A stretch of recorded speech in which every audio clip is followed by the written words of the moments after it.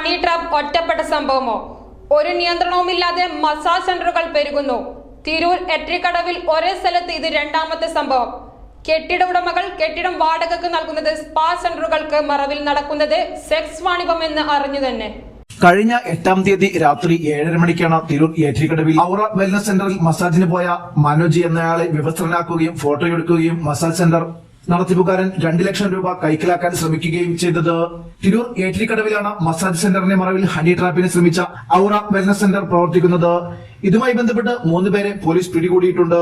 തിരുവനന്തപുരം സ്വദേശിയായ സൗദ്, കോട്ടയം സ്വദേശിയായ ജയന്തി, ഓച്ചിറ സ്വദേശിയായ വീണ എന്നിവരെയാണ് തിരൂർ പോലീസ് സംഭവവുമായി ബന്ധപ്പെട്ട് അറസ്റ്റ് ചെയ്തത്.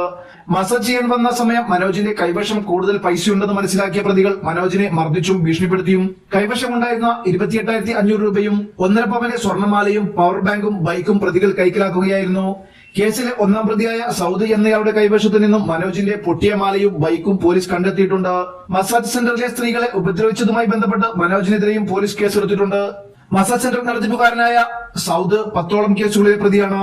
പ്രതികളെ അറസ്റ്റ് ചെയ്യുന്നതിനും അന്വേഷണത്തിനുമായി മലപ്പുറം ജില്ലാ പോലീസ് മേധാവിയുടെ മേൽനോട്ടത്തിൽ Tirur DySP Siddique KM, inspector Anilkumar T, Meppilly SI Vishakh K Vishwan, JNKS, JNK, ASI Haimavathi, Anilkumar, Mujeeb, SCPOമാരായ ജിനീഷ്, രതീഷ് കുമാർ, അരുൺ ചോലക്കൽ, CPO ദൃശ്യ MV എന്നിവരും പങ്കെടുത്തിരുന്നു.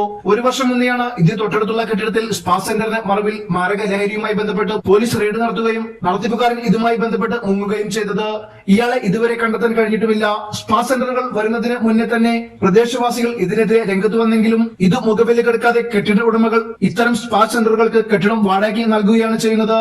ഇവിടെ നടക്കുന്നത് സ്പാകൾക്ക് മറവിൽ സെക്സ് വാണിഭമാണ് എന്ന് അറിഞ്ഞിട്ടും കെട്ടിട ഉടമകൾ കെട്ടിടം വാടകയ്ക്ക് നൽകുന്നതിനെതിരെ രൂക്ഷമായ പ്രതിഷേധമാണ് ഉയർന്നത്. News 99 Tirur.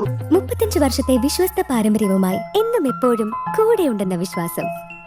Basit wedding mall, Basith arcade, Poongottukulam, Tirur.